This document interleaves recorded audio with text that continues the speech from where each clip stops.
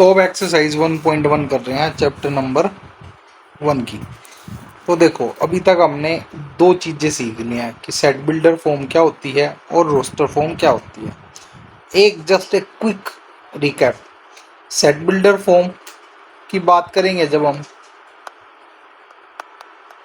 तो आप ऐसे सेमी कोलन कोलन का यूज करेंगे, ठीक है, ऐसे करके लिखेंगे। और जब आप रोस्टर फॉर्म यूज करोगे तो आप ब्रेसेस लिखो बनाओगे और यहाँ पे जो ऑब्जेक्ट्स हैं, एलिमेंट्स हैं, उनको कोमा से सेपरेट कर करके लिखते रहोगे, ठीक है, ऐसे।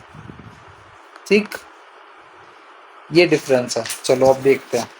विच of the following are sets, justify your answer. ठीक है, उसने बोला है कि भाई बताओ इनमें से कौन सा सेट है और अपना आंसर को ना एक्सप्लेन भी कर देना, ठीक है। द कलेक्शन, पहले वाला कर रहे हैं, ठीक है। The collection of all the months of a year beginning with letter G. तो भाई ये बोल रहा है एक सेट बनाओ, सेट मतलब एक बैग बनाओ, उसके अंदर जितने भी मंथ्स हैं जो जिनका नाम जे से स्टार्ट होता है उनको रख दो। तो क्या कुछ ऐसे मंथ्स हैं जिनका नाम जे से स्टार्ट होता है, उनको उठाओ और उस बैग में रख दो, उस पूरे बैग का नाम हो जाएगा सेट, ठीक है। तो मान लो जैसे हम लिख देंगे सेट, ये मंथ्स का नाम है तो एम लिख लिया इसको, ठीक है। यहाँ पे सेमीकोलन बनाया और भाई अब जनवरी, ठीक है, फरवरी, मार्च, अप्रैल, मई, जून, जुलाई, अगस्त, सितंबर, अक्टूबर, नवंबर, दिसंबर। तो सिर्फ ये तीन ही नाम है, तो यहाँ लिख सकते हैं हम जनवरी, फरवरी, हाँ मिस्टेक है, जून और जुलाई, ठीक है। तो ये हो गया हमारा सेट। अब वो बोला जस्टिफाई योर आंसर, तो ये थ्योरी की बात है जो हमें लिखना है, ठीक है। हम क्या लिखेंगे, हम ये लिख सकते हैं months of the year, of the year beginning with letter J are well defined objects, ठीक है। therefore we can make a set। तो ऐसे करना, बस ये हो गया खत्म। तो आया आपको समझ में, उम्मीद करता हूँ आया होगा। चलो अगला पार्ट करते हैं इसी का।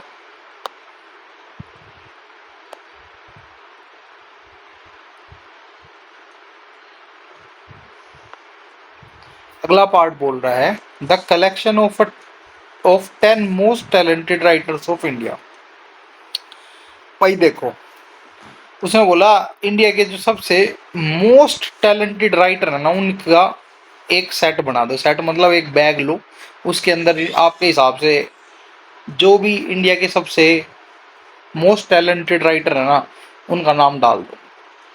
भाई नाम तो ठीक है हम डाल सकते हैं, बट देखो जब मेरे से पूछोगे तो मेरे हिसाब से मोस्ट टैलेंटेड कोई और 10 लोग हैं, आपसे पूछोगे तो आपके हिसाब से वो 10 लोग कोई और है, ठीक है। तो ये जो ये नाम है ना, मतलब जो मोस्ट टैलेंटेड है, ये हर किसी के हिसाब से फिक्स नहीं है, ठीक है। तो ये वेल डिफाइंड नहीं है, इसलिए हम लिख देंगे since 10 most talented writers of India are not well defined objects, therefore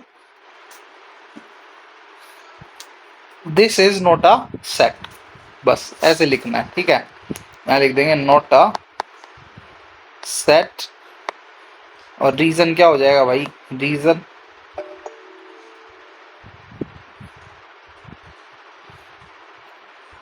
most talented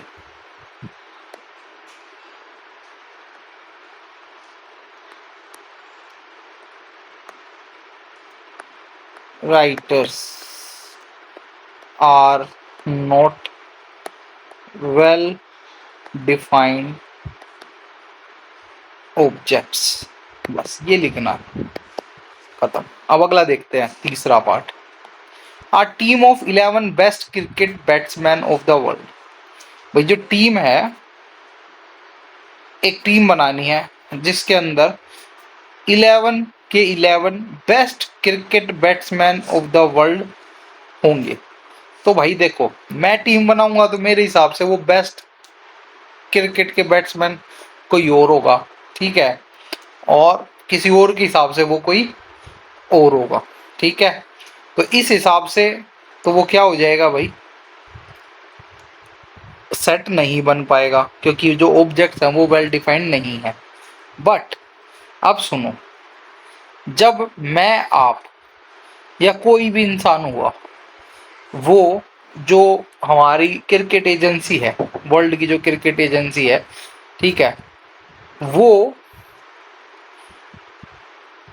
एक लिस्ट बनाती है, ठीक है, उसमें ना उनके एक पैरामीटर्स होते हैं, उनके हिसाब से वो लिस्ट बनाते हैं कि भाई दुनिया का सबसे बेस्ट बैट्समैन कौन सा है, दुनिया का सबसे दूसरा बैट्समैन, सबसे अच्छा बैट्समैन कौन है, तीसरा सबसे अच्छा बैट्समैन कौन है। अगर मैं हुआ, आप हुआ, या कोई भी हुआ, अगर उस लिस्ट को लेके वो टीम बनाएंगे तो सब टॉप 10 सेम ही उठाएंगे, 11 टॉप 11 जो है सेम प्लेयर्स को ही चुनेंगे, ठीक है। बट इसने कुछ ऐसा बोला नहीं हुआ है, तो हम इसको बोल देंगे कि ये जो है नॉट अ सेट, ठीक है। अगर वो उसके according to the parameters of BCCI या किसी के अकॉर्डिंग बोलता तो हम उसको इजीली एक सेट बना सकते थे। अदरवाइज इसको सेट नहीं बना सकते, क्योंकि हर किसी की चॉइस जो है बेस्ट क्रिकेटर की वो अलग है, ठीक है। तो ये भी नहीं है और ये भी नहीं है, ठीक है। The collection of all boys in your class, बस ये सिंपल है भाई। भाई तुम जिस भी क्लास में पढ़ते हो, ठीक है, मान लो तुम्हारा सेट का नाम रखा हमने सेट सी, ठीक है, इज इक्वल टू ब्रेसिस बनाए। अब आपकी क्लास में जितने भी लड़के हैं, ऑल बॉयज, उनके यहाँ पे नाम लिखने शुरू कर दो, ठीक है। अर्जुन, तरुण,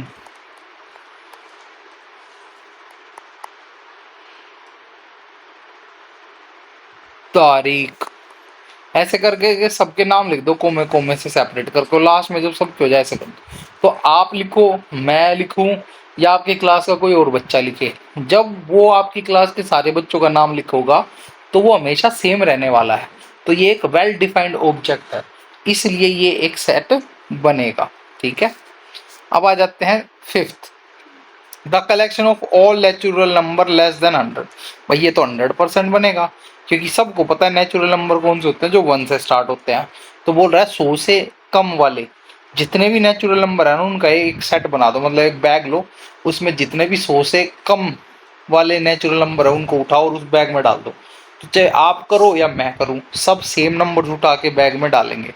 तो ये वेल डिफाइंड ऑब्जेक्ट्स हैं, इसलिए जो इनका सेट है वो पॉसिबल है बनना, हम इजीली बना पाएंगे। तो ठीक है, तो ये सेट है। अगला है भाई 6 part, a collection of novels. अच्छा वैसे इसको अगर लिखना हो तो कैसे लिखते, सेट, ठीक है, ए लिख लिया, फिर ऐसे ब्रेसेस बनाए, फिर एक्स सच दैट एक्स। अच्छा ये तो मैं सेट बिल्डर फॉर्म में लिख रहा हूँ ना, हम सेट बिल्डर में क्यों लिख रहे हैं, सेट बिल्डर में भी लिख सकते हैं भाई। चलो लिख के दिखा देता हूँ, आप खुश हो जाओगे कि वाओ दोनों फॉर्म आ गई हमें तो है। पर देखो, ये देखो भाई, अगर ये सेट बिल्डर फॉर्म में होता तो यहाँ पे ऐसे लिखते हैं x such that x is a natural number where x is less than 100। बस खत्म है, इतना लिखना तो ये होगा। अगर इसको हम रोस्टर फॉर्म में लिखेंगे तो क्या लिखेंगे, set A is equal to, ऐसे करेंगे, और यहाँ पे 1 2 3 4 ऐसे करते करते 99 तक पहुंच जाएंगे। बस यही डिफरेंस है भाई सेट बिल्डर में और रोस्टर में। सेट बिल्डर में हम बहुत बड़ी इंफॉर्मेशन को, बहुत सारे नंबर्स को ऐसे सेंटेंस बना के इजीली लिख सकते हैं एक ही लाइन में, बट अगर उसी इंफॉर्मेशन को रोस्टर फॉर्म में लिखना पड़ेगा तो थोड़ा सा ज़्यादा मेहनत करनी पड़ती है। ठीक है, चलो भाई ये आ गया समझ। तो ये भी हो गया।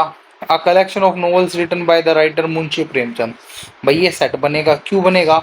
जो मुंशी प्रेमचंद है उसने फिक्स नंबर ऑफ नॉवेल्स लिख रखे हैं, तो आप हुआ या मैं हुआ, जितने भी उसके नॉवेल्स है ना वो वेल डिफाइंड है, उनको उठाएंगे और एक बैग के अंदर डाल देंगे तो वो सेट बन जाएगा। तो ये क्या है? एक सेट है। अ collection of all even integers. हाँ भाई, जितने भी इवन इंटीजर्स हैं, ठीक है, उनका एक सेट बनाना है। हाँ भाई पॉसिबल है।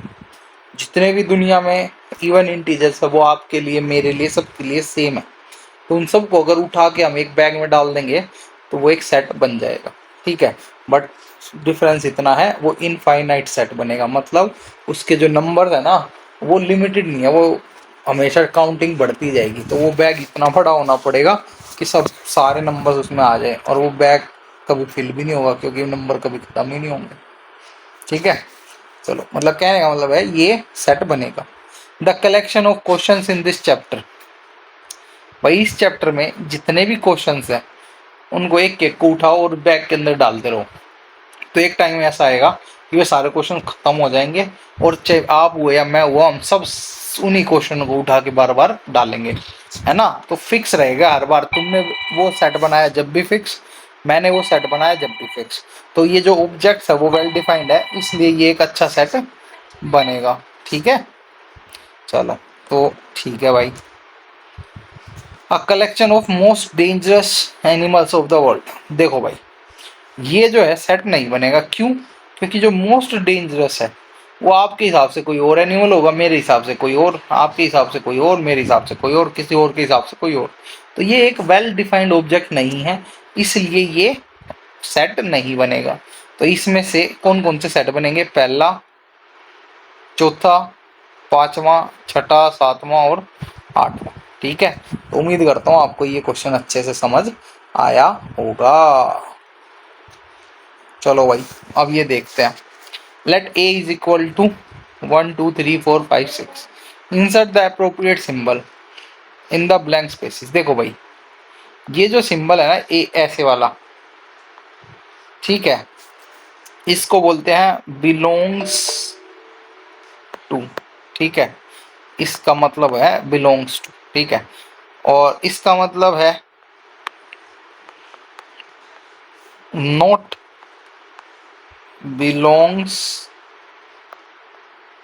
ठीक है, तो भाई अगर अब वो बोल रहा है कि बताओ कि 5 जो है वो ए के अंदर बिलोंग करता है या नहीं, तो हमने 5 जो सेट है ए उसके अंदर एलिमेंट्स में चेक किया 5 है या नहीं।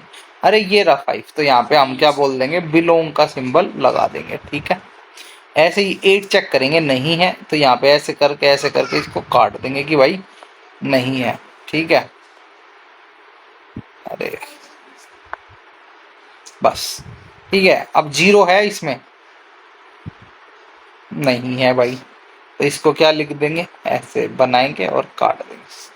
4 है इसमें? हाँ है, तो ऐसे सिंबल बना देंगे।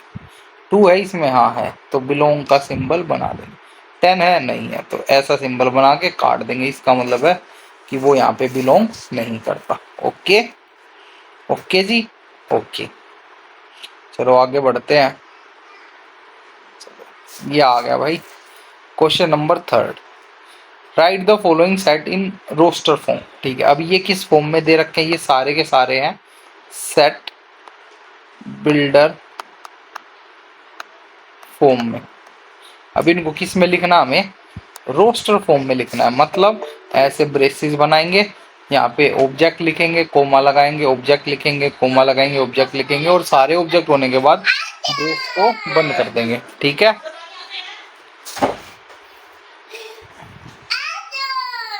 चलो तो बच्चों इससे आगे की वीडियो हम नेक्स्ट पार्ट में डालेंगे, क्योंकि मेरी शैतान बेटी आ गई है शैतानी करने के लिए, और वो हो तो वीडियो बनाना पॉसिबल नहीं, इम्पॉसिबल हो जाता है।